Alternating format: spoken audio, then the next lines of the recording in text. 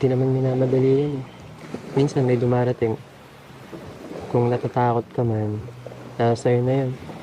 Kung gusto mo pang makaramdam ng pagmamahal na gaya ng naramdaman mo dati, bukod lang sa pagmamahal mo kay Chuk Chuk, pwede mo ulit buksan ang puso.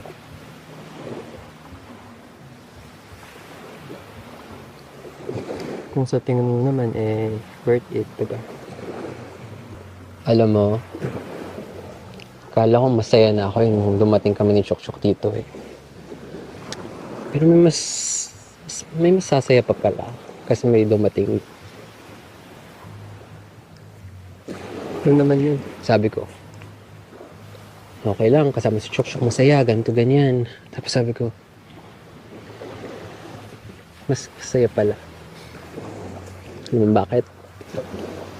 Ano ba yung nagpapasaya sa'yo? Mukhang binobola. Secret. Uy, hindi ko sinasabing ikaw ah.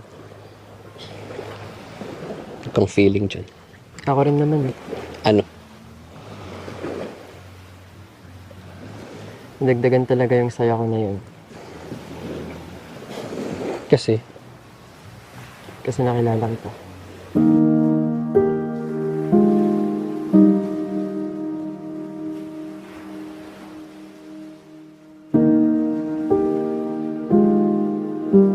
Thank you ah.